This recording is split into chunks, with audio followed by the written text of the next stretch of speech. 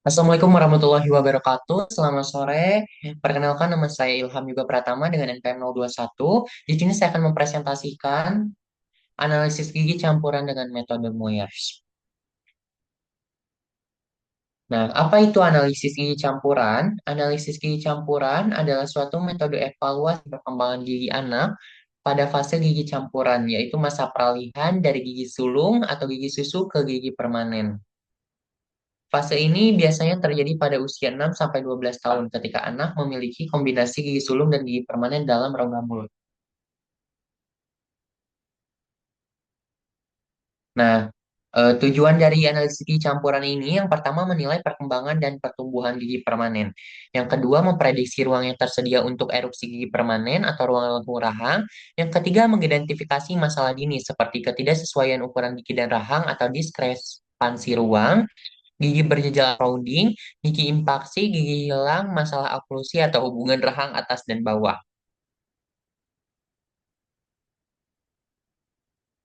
Nah, ada kategori utama metode analisis. Yang pertama, metode klinis. Metode klinis ini mengandalkan pengukuran klinis dari gigi yang sudah erupsi, terutama gigi insisipus rahang bawah, untuk memperkirakan ukuran gigi yang belum erupsi, biasanya kaninus dan premolar. Contoh Tanaka analysis. Kelebihannya tidak butuh radiograf, kekurangannya kurang akurat jika ada variasi ukuran gigi. Yang kedua ada metode radiografis. Metode ini menggunakan radiograf atau röntgen gigi, biasanya radiograf periapikal atau panoramik, untuk mengukur langsung panjang mesiodistal yang belum erupsi. Contohnya ada Hickson and Oldfather method, ada Staley Kerber method. Kelebihannya lebih akurat karena mengukur langsung di dalam tulang, kekurangannya membutuhkan radiograf dan teknik kalibrasi yang tepat. Lalu selanjutnya ada metode kombinasi, ini merupakan gabungan antara metode klinis dan radiografis, menggunakan pengukuran gigi yang erupsi dan pengukuran dari radiografi lalu dibandingkan atau dihitung melalui formula tertentu.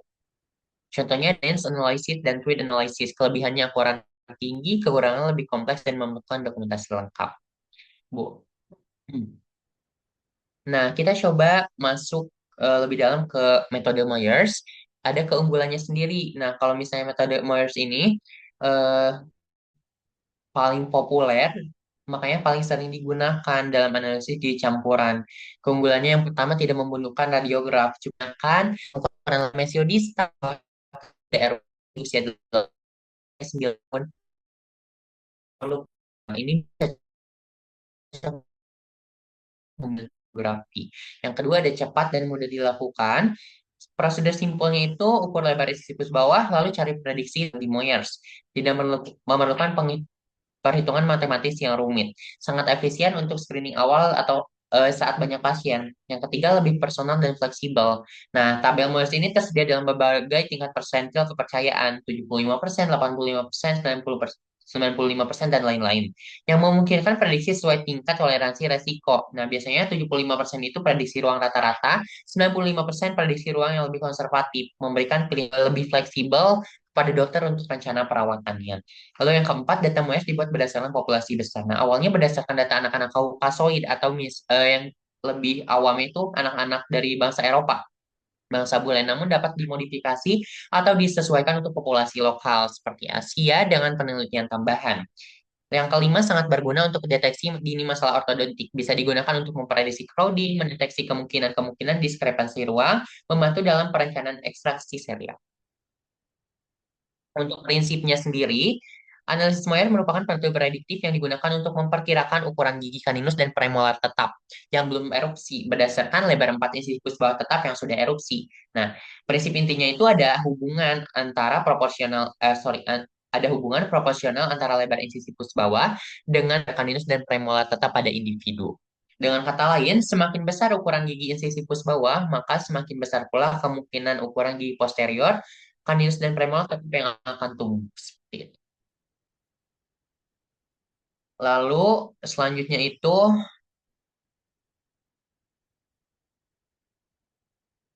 sorry agak nge-lag. Ada langkah-langkah analisis Moyers ya.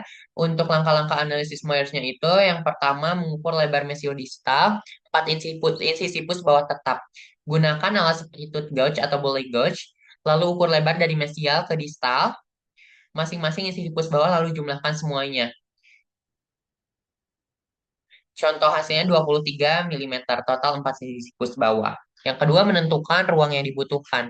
Ini adalah jumlah lebar insisipus yang akan diluruskan di dalam lengkung rahan, berguna untuk mengevaluasi apakah insisipus sudah tersusun rapi atau berjejal, crowding.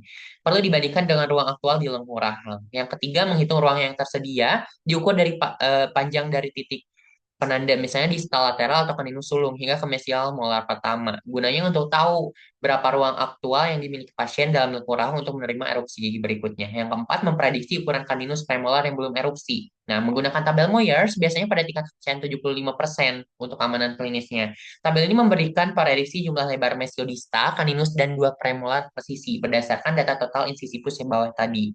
Ini tuh penting untuk mengetahui apakah ada crowding, spacing, atau cukup ruang. Nah, lalu selanjutnya ada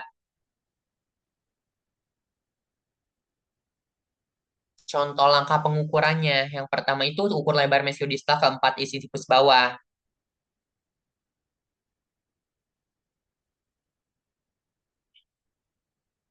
Sebentar.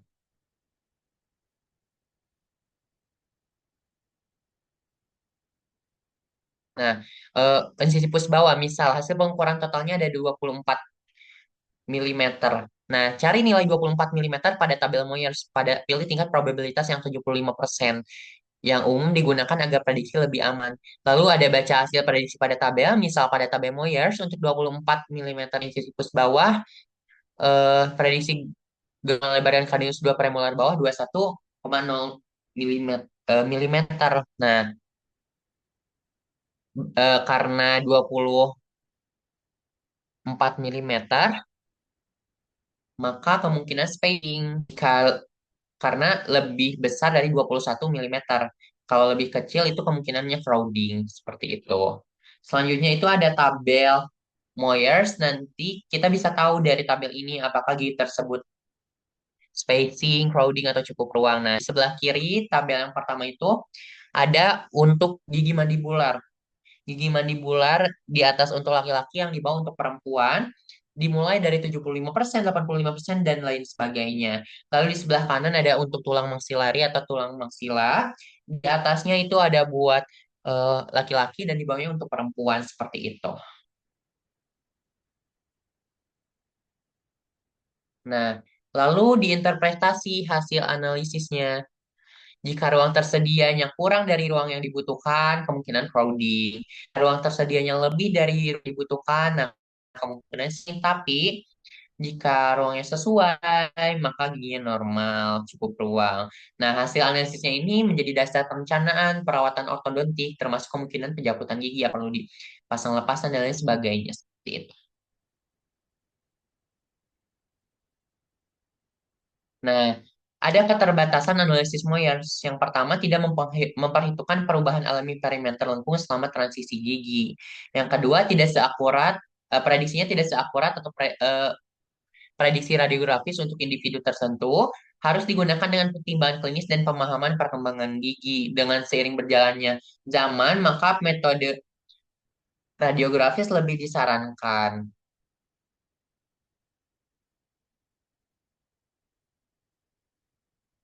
Kesimpulannya, metode Moyers adalah alat prediktif sederhana, efisien, dan cukup akurat untuk memperkirakan kebutuhan ruang pada masa gigi campuran. Namun, hasilnya harus selalu dikombinasikan dengan penilaian klinis menyeluruh untuk perencanaan ortodontik optimal. Seperti itu. Em, Terima kasih. Mohon maaf apabila ada kesalahan.